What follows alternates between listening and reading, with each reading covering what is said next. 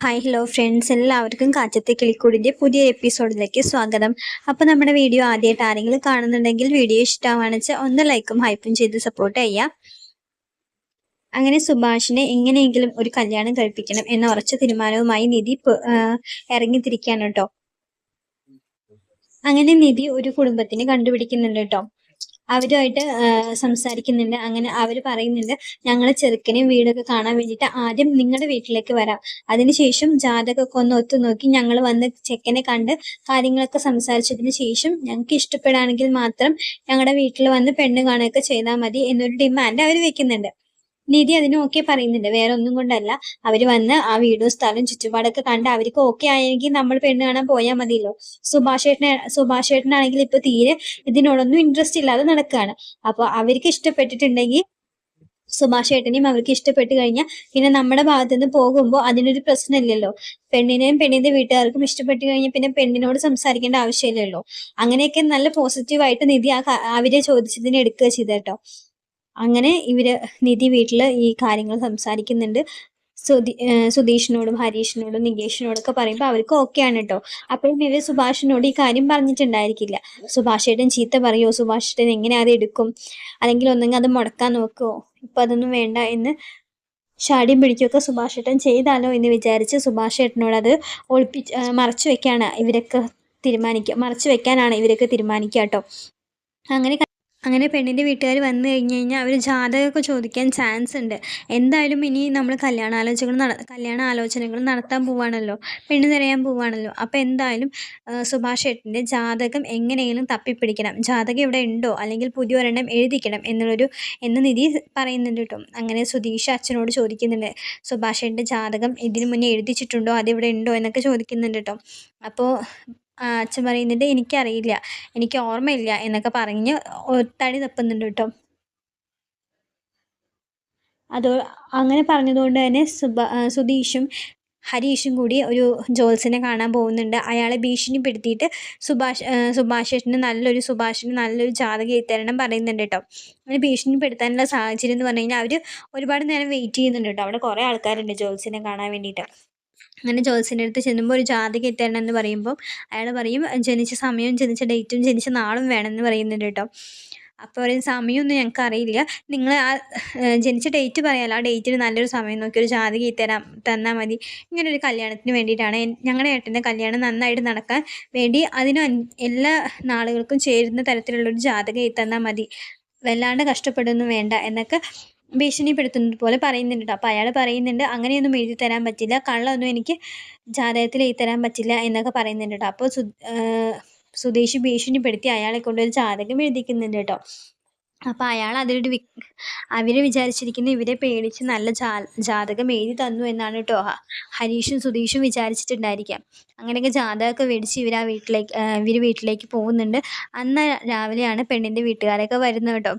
ജാതകമൊക്കെ സെറ്റാണ്. സുഭാഷ് ഏട്ടനാണെന്ന് പണിക്ക് പോയിട്ടുണ്ടാവും കേട്ടോ. അങ്ങനെ വീട്ടിലെ എല്ലാ അറേഞ്ച്മെൻറ്റ്സൊക്കെ സെറ്റാക്കുന്നുണ്ട്. അച്ഛനോടൊക്കെ പറയുന്നുണ്ട് ഇങ്ങനെ ആൾക്കാർ വരുന്നുണ്ട്.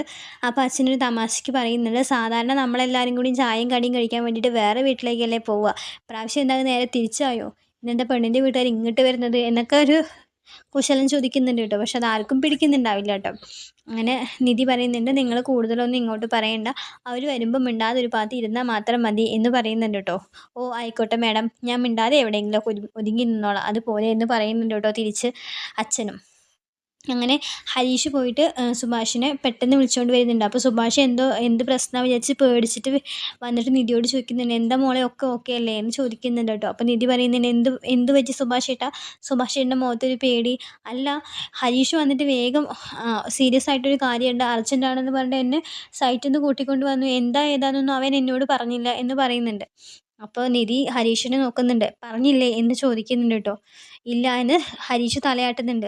അപ്പോൾ സുധീഷിനോട് പറയുമ്പോൾ സുധീഷും പറയില്ല എന്ന് പറയുന്നുണ്ട്. നിധി പറയുന്നുണ്ട്. അപ്പോൾ നിധിയും പറയാണ്ടിരിക്കുന്നുണ്ട്. പിന്നെ നികേഷിനോട് പറയാൻ പറയുന്നുണ്ട് കേട്ടോ. എല്ലാവരും പറ്റില്ല എന്ന് പറഞ്ഞ് ഓരോരുത്തർക്ക് തട്ടി കൊടുക്കുകയാണ് കേട്ടോ. അപ്പോൾ അവസാനം സുഭാഷ് പറയുന്നുണ്ട് കേട്ടോ, ആരെങ്കിലും ഒരാളൊന്ന് പറയൂ, എന്താ കാര്യം, എന്താ വെച്ചാൽ പറയുമെന്ന് പറയുന്നുണ്ട് കേട്ടോ. എവിടേക്കെങ്കിലും പെണ്ണ് കാണാൻ പോകുന്നുണ്ടോ എന്ന് സുഭാഷ് അങ്ങോട്ട് ചോദിക്കുന്നുണ്ട് കേട്ടോ. അപ്പം നിധി പറയുന്നുണ്ട് കേട്ടോ, പെണ്ണ് കാണാൻ പോവല്ല ഏട്ടാ, അവരിങ്ങോട്ട് വരും. ജസ്റ്റ് നമ്മുടെ വീടും സുഭാഷ് ചേട്ടനെ ഒന്ന് കാണാൻ വേണ്ടിയിട്ട് ഒരു കൂട്ടർ വരുന്നുണ്ട്. അപ്പോൾ സുഭാഷ് ചേട്ടൻ കുറച്ച് നേരം ഇവിടെ ഉണ്ടാവണമെന്ന് പറയാൻ കേട്ടോ. അപ്പോൾ സുഭാഷിന് തീരെ താല്പര്യം ഉണ്ടാവില്ല. "എടീ ഇതൊക്കെ വേണോ നിധി?" എന്ന് ചോദിക്കുന്നുണ്ട്. "വേണം ഏട്ടാ, എത്ര കാലം ഇങ്ങനെ? നമുക്കൊന്ന് നോക്കി നോക്കാം. നല്ല കൂട്ടരാണെന്ന് എനിക്ക് തോന്നുന്നുണ്ട്. അതുകൊണ്ടാണെന്നൊക്കെ പറഞ്ഞ് നിധി സുഭാഷിനെ സമ്മതിപ്പിക്കുന്നുണ്ട്. അങ്ങനെ പെണ്ണ് വീട്ടുകാർ വരുന്നുണ്ട് കേട്ടോ. അവർ കുറച്ചും കൂടി അധികം ജാതകവും സമയം അങ്ങനത്തെ കാര്യങ്ങളൊക്കെ കുറച്ചും കൂടി വിശ്വാസമുള്ള ആൾക്കാരാണ് കേട്ടോ. അങ്ങനെ അവർ വന്നിട്ട് കാറിന്ന് കുറച്ച് നേരം അവർ ഇറങ്ങാതെയൊക്കെ ഇരിക്കുന്നുണ്ട് കേട്ടോ. അപ്പം തന്നെ സുധീഷിന് ഡൗട്ട് ആവുന്നുണ്ട്. ഇതിപ്പോൾ എന്താ ഇവർ ഇറങ്ങാതിരിക്കുന്നത്? നമ്മുടെ വീട് കണ്ട് വേണ്ടാഞ്ഞിട്ടാണ് ഇറങ്ങാതിരിക്കുന്നത് എന്നൊക്കെ ഇവർ പരസ്പരം അങ്ങോട്ടും ഇങ്ങോട്ടും പറയുന്നുണ്ട് കേട്ടോ. അങ്ങനെ സുധീഷ് കാറിൻ്റെ അടുത്ത് ചെന്ന് അവരോട് ചോദിക്കുമ്പോൾ അവർ പറയുന്നുണ്ട്, നല്ല കാലം ആവാൻ കുറച്ച് 5 മിനിറ്റും കൂടി സമയമെടുക്കും, അത് കഴിഞ്ഞിട്ട് ഞങ്ങൾ ഇറങ്ങാം എന്നൊക്കെ പറയുന്നുണ്ട്. അങ്ങനെ അവർ ഇറങ്ങുന്നുണ്ട്, വീട്ടിലേക്ക് വരുന്നുണ്ട്. എന്നിട്ട് വീട്ടിലെത്തിയിട്ട് സുഭാഷിനെയൊക്കെ കാണുന്നുണ്ട് കേട്ടോ. അവർ വീട്ടിൽ നിധി ചായ കൊണ്ടുവന്ന് കൊടുക്കുന്നുണ്ട്. അങ്ങനെ എല്ലാവർക്കും വീടും പരിസരമൊക്കെ അവർക്ക് ബോധിച്ചു, ഇഷ്ടപ്പെട്ടു കേട്ടോ. എന്നിട്ട് അവർ തന്നെ പറയുന്നുണ്ട്, വീടും പരിസരമൊക്കെ ഞങ്ങൾക്ക് ഇഷ്ടപ്പെട്ടു, പക്ഷെ ഞങ്ങൾ മുഖ്യമായിട്ട് നോക്കുന്നത്, പ്രധാനമായിട്ട് നോക്കുന്നത് ചെക്കൻ്റെ ജാതകം ഞങ്ങളുടെ കുട്ടിയുടെ ജാതകമായിട്ട് ചേരുന്നുണ്ടോ എന്ന് മാത്രമേ ഞങ്ങൾ നോക്കുന്നുള്ളൂ. അത് നോക്കിക്കഴിഞ്ഞാൽ ഞങ്ങൾക്ക് ഒരു കാര്യത്തിലും വേറെ പ്രശ്നങ്ങളൊന്നും ഇല്ല കേട്ടോ പറയുന്നുണ്ട് കേട്ടോ. ഇവിടുത്തെ പയ്യൻ്റെ ജാതകമായിട്ട് ഞങ്ങളുടെ മോളുടെ ജാതകം ചേരുന്നുണ്ടെങ്കിൽ ഞങ്ങൾക്ക് വേറെ ഒരു പ്രശ്നവും പറയുമ്പോൾ അവർക്ക് എല്ലാവർക്കും സന്തോഷമാവുന്നുണ്ട് കേട്ടോ. എവിടെ ജാതകം? ഞങ്ങളുടെ കുടുംബ ജ്യോത്സ്യനാണ് ഇദ്ദേഹം. ഇയാൾ നോക്കി ഓക്കെ ആണെങ്കിൽ, ഒരു കുഴപ്പമില്ല, നല്ല പൊരുത്തമുണ്ടെങ്കിൽ നമുക്ക് ഈ കല്യാണം നടത്താം എന്നൊക്കെ പറയുമ്പോൾ എല്ലാവർക്കും ഒരു ആശ്വാസമാവുന്നുണ്ട് കേട്ടോ. അങ്ങനെ വേഗം സുധീഷ് പോയി ജാതകമൊക്കെ എടുത്തുകൊണ്ട് വരുന്നുണ്ട് കേട്ടോ. ജാതകം കൊടുക്കുമ്പോഴും സുഭാഷിന് വലിയ താല്പര്യമില്ലാത്ത പോലെ ആയിരിക്കും കേട്ടോ സുഭാഷ് അവിടെ ഇരിക്കുന്നുണ്ടാവുക. അങ്ങനെ ജാതകം നോക്കിയിട്ട് ഇയാൾ പറയുന്നുണ്ട്, ഈ ജാതകം ഇപ്പം എഴുതിച്ചതാണോ? ഇതൊരു പൊരുത്തമില്ലാത്ത ജാതകമാണല്ലോ, ഈ ജാതകം എഴുതിയത് തന്നെ തെറ്റാണ്, നിങ്ങൾ എവിടുന്നാണ് എഴുതിയതൊക്കെ എന്ന് ചോദിക്കുന്നുണ്ട് കേട്ടോ. അപ്പം തന്നെ ഇവർക്ക് ആകെ പേടിയാവുന്നുണ്ട്. അപ്പോൾ സുധീഷ് പറയുന്നുണ്ട്, ഇതിപ്പോൾ അടുത്ത് എഴുതിച്ച ജാതകമാണ്, പഴയ ജാതകം കാണാനില്ല എന്ന് പറയുന്നുണ്ട് കേട്ടോ. എവിടുന്ന് ഇത് എഴുതിയത് പറയുമ്പോൾ ഒരു ജ്യോത്സ്യൻ്റെ പേര് പറയുന്നുണ്ട്. അപ്പോൾ അയാൾ പറയുന്നുണ്ട് കേട്ടോ, ഈ ജാതകം എഴുതിയതേ തെറ്റാണ്, ജാതകത്തിൽ പറയുന്ന കാര്യങ്ങൾ വെച്ച് നോക്കുമ്പോൾ നിങ്ങളുടെ ഏട്ടന് ഇപ്പോൾ കല്യാണമേ നടക്കില്ല, ഈ ജാതകം ഒരു നാളുമായിട്ട് ഒരു ജാതകമായിട്ട് ചേരാത്ത ജാതകമാണ് ഇത്, അത്രയും ദോഷങ്ങളുള്ള ജാതകമാണ് ഇത് കേട്ടോ എന്ന് പറയുന്നുണ്ട്.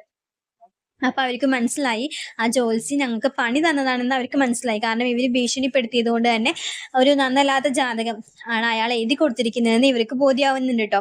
അത് കഴിയുമ്പോൾ സുധീഷിന്റെ അച്ഛൻ പറയുന്നുണ്ട് കേട്ടോ, സുഭാഷിന്റെ ജാതകം എൻ്റെ കയ്യിലുണ്ട്, ഞാൻ എടുത്തിട്ട് വരാം. ഇവരെന്നോട് ചോദിച്ചു രാവിലെ, പക്ഷെ അപ്പം എനിക്ക് ഓർമ്മ ഉണ്ടായിരുന്നില്ല, ഇപ്പം എനിക്ക് ഓർമ്മ വരുന്നുണ്ട്, ഞാൻ എടുത്തിട്ട് വരാം എന്ന് പറഞ്ഞ് അയാൾ പെട്ടികളൊക്കെ തപ്പി ഒരു ജാതകം എടുത്തു കൊണ്ടുവരുന്നുണ്ട് കേട്ടോ. അതെങ്കിലും റിയൽ ജാതകമാണല്ലോ, ഒറിജിനൽ ജാതകമാണല്ലോ, അപ്പൊ അതെങ്കിലും ശരിയാവുമല്ലോ എന്ന് എല്ലാവരും ആശ്വസിച്ചു. പക്ഷെ അവിടെയും നമുക്ക് നമ്മൾ വിചാരിക്കാത്ത കാര്യങ്ങളാണ് നടക്കുക. ആ ജാതകവും കുടുംബ ജ്യോതിഷം നോക്കുമ്പോൾ അത് നേരത്തെ ഉണ്ടായിരുന്ന ജാതകത്തിനേക്കാളും മോശപ്പെട്ട ജാതകമായിരിക്കും കേട്ടോ. ഒരുപാട് ദോഷങ്ങളുള്ള ജാതകമായിരിക്കും സുഭാഷിന്റെ കേട്ടോ. അയാൾ പറയുന്നുണ്ട്, ഈ ജാതകം ചേരില്ല, ഈ ജാതകത്തിലുള്ള ആൾക്ക് കല്യാണമേ നടക്കില്ല, കല്യാണമേ നടക്കാൻ പാടില്ലാത്ത ജാതകമാണ് ഇത്. ഇയാളുള്ള വീട്ടില് ഒരു പെൺകുട്ടി പോലും വാഴില്ല, ഒരു പെണ്ണ് പോലും ഇയാളുള്ള വീട്ടില് വാഴില്ല. ഇയാൾക്ക് മാത്രമല്ല കല്യാണം നടക്കാതിരിക്കുക, ഇയാളുടെ കൂടെയുള്ള ആൾക്കാർക്കും ഇയാൾ കാരണം കല്യാണം നടക്കില്ല. ഇയാൾ ഏത് വീട്ടിലാണോ ഉള്ളത് ആ വീട്ടില് ആ ആണുങ്ങൾക്ക് കല്യാണം നടക്കില്ല, ആ വീട്ടില് പെണ്ണുങ്ങൾ വാഴില്ല. അങ്ങനെയുള്ള ഒരു ജാതകമാണ് ഇത്. ഈ ജാതകത്തിന്റെ ആള് ഏത് വീട്ടിലാണോ നിൽക്കുന്നത് ആ വീട്ടിൽ നല്ല കാര്യങ്ങളൊന്നും തന്നെ നടക്കില്ല. ഇയാൾ ഈ വീട്ടിൽ നിന്ന് പോയാൽ മാത്രമാണ് നിങ്ങൾ ബാക്കിയുള്ളവർക്ക് കല്യാണം നടക്കൂ, നിങ്ങൾക്കൊരു കുടുംബമായിട്ട് ജീവിക്കാനോ പറ്റുള്ളൂ എന്നൊക്കെ ഇയാൾ പറയുന്നുണ്ട് കേട്ടോ. അതൊക്കെ കേട്ടപ്പോൾ തന്നെ എല്ലാവർക്കും നല്ല വിഷമാവുന്നുണ്ട്. സുഭാഷിന്റെ തല താഴ്ന്നുകൊണ്ട് തന്നെ ആവുക കേട്ടോ. സുഭാഷ് തല പൊക്കുന്നില്ല കേട്ടോ. താൻ കാരണമാണ് തന്റെ അനിയന്മാർക്ക് പോലും ഈ ഗതി വരുന്നത്, അല്ലെങ്കിൽ ഇനി അനിയന്മാർക്ക് പോലും കല്യാണം കഴിക്കാൻ പറ്റില്ലേ, ഞാൻ കാരണമാണോ ഈ വീട്ടിലൊരു പെൺകുട്ടി ഇല്ലാത്തത് എന്നൊക്കെ സുഭാഷ് ഇങ്ങനെ ആലോചിച്ച് കൂട്ടുന്നുണ്ട് കേട്ടോ. ആ കുറച്ച് സമയം കൊണ്ട് തന്നെ സുഭാഷിനെ അത് വല്ലാതെ ഹേർട്ട് ചെയ്യുന്നുണ്ട്. കാരണം താൻ കാരണം തന്റെ അനിയന്മാർക്ക് ഒന്നും ഉണ്ടാവരുത് എന്ന് വിചാരിക്കുന്ന ഒരാളാണ് സുഭാഷ്. പക്ഷെ സുഭാഷിന് ഉണ്ടാവുന്നത് ഒക്കെ വേദനകളായിരിക്കും കേട്ടോ. ഇതൊന്നും ഹരീഷിനും സുധീഷിനും ഒന്നും ഇഷ്ടപ്പെടില്ല. അപ്പൊ സുധീഷ് പറയും, എന്റെ കല്യാണം കഴിഞ്ഞതാണല്ലോ, എന്റെ ഭാര്യ ഞാൻ ഇവിടെ തന്നെയാണ് താമസിക്കുന്നല്ലോ, പിന്നെ നിങ്ങൾ എന്താ ഇങ്ങനെയൊക്കെ പറയുന്നത് സ്വാമി എന്ന് പറയുമ്പോൾ, ഞാൻ അങ്ങനെയല്ല പറഞ്ഞത്, ഈ ജാതകത്തിലുള്ള കാര്യങ്ങളെ ഞാൻ പറഞ്ഞിട്ടുള്ളൂ. നിങ്ങൾ തമ്മിൽ കല്യാണം കഴിച്ചു, നിങ്ങൾ താമസിക്കുന്നതോ എന്റെ വിഷയമല്ല. ഇനി നിങ്ങൾ കല്യാണം കഴിക്കോ കഴിക്കാതിരിക്കോ ഇരിക്കട്ടെ, കല്യാണം കഴിച്ചു കഴിഞ്ഞാൽ നല്ലൊരു ദാമ്പത്യ ജീവിതം, ഭാര്യയും ഭർത്താവുമായിട്ട് നല്ലൊരു ദാമ്പത്യ ജീവിതം നയിക്കണമെങ്കിൽ ഇയാൾ ഈ വീട്ടിൽ ഉണ്ടാവാൻ പാടില്ല. അങ്ങനെ ഉണ്ടെങ്കിൽ ഈ വീട്ടിൽ നല്ല കാര്യങ്ങളൊന്നും നടക്കില്ല എന്നാണ് ഈ ജാതകത്തിൽ പറയുന്നത്. അങ്ങനെ നടക്കോ നടക്കാതിരിക്കോ ആവാം, ഞങ്ങളുടെ കാര്യം പറഞ്ഞു എന്ന് പറഞ്ഞിട്ട് അവർ എണീക്കുന്നുണ്ട് കേട്ടോ. പെണ്ണിന്റെ വീട്ടുകാർ പറയുന്നുണ്ട് ജാതകം ചേരില്ലല്ലോ, അതുകൊണ്ട് ഈ കല്യാണത്തിന് ഞങ്ങൾക്ക് താല്പര്യമില്ല എന്ന് പറഞ്ഞിട്ട് അവര് ഇറങ്ങി പോകുന്നുണ്ട് കേട്ടോ. അതിൽ സുധീഷും നിധിയൊക്കെ നന്നായിട്ട് അവര് വഴക്ക് പറയുന്നുണ്ട്. നിങ്ങൾക്ക് ഇങ്ങനെ ജാതകം നോക്കിയിട്ട് നിങ്ങൾ കല്യാണം തീരുമാനിക്കുന്നെങ്കിൽ ജാതകം അയച്ചു തരാൻ ആദ്യം പറഞ്ഞു കഴിഞ്ഞാൽ ഞങ്ങൾ അത് അയച്ചു തരുമായിരുന്നല്ലോ. അപ്പൊ ഫോണിൽ കൂടെ പറഞ്ഞു തീർക്കേണ്ട കാര്യങ്ങളല്ലേ ഉള്ളൂ. ഇപ്പൊ ഇത്രയും ആൾക്കാരെ വിളിച്ചു കൂട്ടി ഞങ്ങളുടെ എല്ലാവരുടെയും മുമ്പിൽ വെച്ച് ഇതൊക്കെ വിളിച്ചു പറയേണ്ട ആവശ്യം ഉണ്ടായിരുന്നില്ലല്ലോ നിങ്ങൾക്ക് എന്നൊക്കെ പറഞ്ഞ് അവര് വഴക്ക് പറയുമ്പോൾ അവര് പറയുന്നുണ്ട് ഞങ്ങളുടെ കുട്ടി വന്ന് ജീവിക്കേണ്ട വീടല്ലേ, ആ വീടും പരിസരവും ഒന്ന് കാണണം, വീടിന്റെ ഇരിക്കുന്ന സ്ഥാനമൊക്കെ കറക്റ്റ് ആണോ എന്ന് നോക്കണം, അത്ര മാത്രമേ ഉദ്ദേശിച്ചിട്ടുള്ളൂ. പിന്നെ ഞങ്ങൾ വന്നു, അതുകൊണ്ടാണ് ഇങ്ങോട്ട് വന്നത്, അല്ലാതെ നിങ്ങളെ വിഷമിപ്പിക്കാൻ വേണ്ടിയിട്ടൊന്നും അല്ല എന്ന് പറഞ്ഞിട്ട് അവരിറങ്ങി പോകുന്നുണ്ട് കേട്ടോ. അങ്ങനെ ഒരു പെണ്ണ് കാണുന്നത് കാരണം സുഭാഷിന് ഏറെ വിഷമങ്ങളാണ് ഉണ്ടാവുന്നത് കേട്ടോ. സുഭാഷ് അത് മനസ്സിൽ വെച്ചുകൊണ്ട് നടക്കുകയാണ്. സുഭാഷിനെ പലതരത്തിൽ എല്ലാവരും പറഞ്ഞ് സമാധാനിപ്പിക്കാൻ ശ്രമിച്ചെങ്കിലും സുഭാഷിനെ സമാധാനിപ്പിക്കാൻ ആവുന്നില്ല കേട്ടോ. സുഭാഷ് ഇത് തന്നെ മനസ്സിൽ വെച്ചുകൊണ്ട് നടക്കുകയായിരിക്കും കേട്ടോ. ആ ഒരു ദിവസം മുഴുവൻ സുഭാഷിന്റെ മനസ്സിൽ ഇത് തന്നെ ആയിരിക്കും കേട്ടോ. താൻ കാരണം തന്റെ അനിയന്മാർക്ക് പോലും നല്ലൊരു കുടുംബ ജീവിതം ഉണ്ടായിരിക്കില്ല. ഞാനാണ് അപ്പൊ ഈ വീട്ടിലെ പ്രശ്നക്കാരൻ, ഞാൻ കാരണമാണ് ഈ വീട്ടിലെ പെണ്ണുങ്ങൾ വാഴാത്തത്. ഈ വീട്ടില് ഞാൻ പോയി കഴിഞ്ഞാൽ എല്ലാവർക്കും നല്ലൊരു ജീവിതം ഉണ്ടായിരിക്കും, നല്ല കാര്യങ്ങൾ നടക്കും, അപ്പൊ ഞാൻ പോകുന്നതല്ലേ നല്ലത് എന്നുള്ള ഒരു മൈൻഡ് ആയിരിക്കും സുഭാഷിന്റെ മനസ്സ് മൊത്തം ആ ദിവസം കേട്ടോ. അങ്ങനെ സുഭാഷ് ആരോടും പറയാതെ ഒരു കത്തെഴുതി വെച്ച് കിളിക്കൂട്ടിൽ നിന്ന് യാത്രയാവാണ് കേട്ടോ സുഭാഷിന്. അങ്ങനെ സുഭാഷ് ആ വീട്ടിൽ നിന്ന് പടിയിറങ്ങുകയാണ്, ആരെ അറിയിക്കാതെ. ഒരു ദിവസം രാവിലെ നേരത്തെ സുഭാഷ് ആ വീട്ടിൽ നിന്ന് പടിയിറങ്ങുകയാണ് കേട്ടോ. പിന്നീട് ആ വീട്ടിലേക്ക് സുഭാഷ് മടങ്ങിയെത്തുന്നില്ല കേട്ടോ. അത് എല്ലാവരെയും വല്ലാണ്ട് വിഷമിപ്പിക്കുന്നുണ്ട്. കുറെ അന്വേഷിച്ചതിന് ശേഷമാണ് സുഭാഷിനെ കണ്ടെത്താനും സുഭാഷിനെ കാര്യങ്ങൾ പറഞ്ഞ് മനസ്സിലാക്കാനും സുധീഷിന് കഴിയുള്ളൂ കേട്ടോ. സുധീഷാണ് കണ്ടെത്തുന്നതും സുധീഷാണ് കാര്യങ്ങൾ സംസാരിച്ച് തിരിച്ച് സുഭാഷ് ഏട്ടനെ വീട്ടിലേക്ക് കൊണ്ടുവരുന്നത് കേട്ടോ. സുഭാഷ് ഉള്ളപ്പോൾ സുഭാഷിന്റെ വില അറിയില്ല എന്ന് പറഞ്ഞ പോലെ സുഭാഷിനെ ആ വീട്ടിലെ എല്ലാവർക്കും ഒരുപാട് ഇഷ്ടമാണ് കേട്ടോ. സുഭാഷ് പോയി കഴിഞ്ഞപ്പോൾ സുഭാഷ് ഇല്ലാത്തൊരു വിഷമം എല്ലാവരും മനസ്സിലാക്കുന്നത് അന്നായിരുന്നു കേട്ടോ. അങ്ങനെ സുഭാഷിനെ തിരിച്ചു കൊണ്ടുവരികയും സുഭാഷിന്റെ ജാതകത്തിലെ ദോഷങ്ങൾ മാറ്റാൻ പിന്നീട് പല പരിഹാരങ്ങളൊക്കെ ചെയ്യുന്നതൊക്കെ ഉണ്ട് കേട്ടോ. അപ്പൊ ഇതൊക്കെ വരാൻ പോകുന്ന ഒരു എപ്പിസോഡാണ്. വീഡിയോ ഇഷ്ടമാവാന്ന് വെച്ചാൽ എല്ലാവരും ഒന്ന് ലൈക്ക് ചെയ്യണം, സബ്സ്ക്രൈബ് ചെയ്യണം കേട്ടോ. ഇത് അടുത്ത് തന്നെ ഉണ്ടാവുന്ന ഒരു എപ്പിസോഡാണ് കേട്ടോ. അപ്പൊ നമ്മുടെ ചാനൽ ഒന്ന് സബ്സ്ക്രൈബ് ചെയ്യണം. താങ്ക്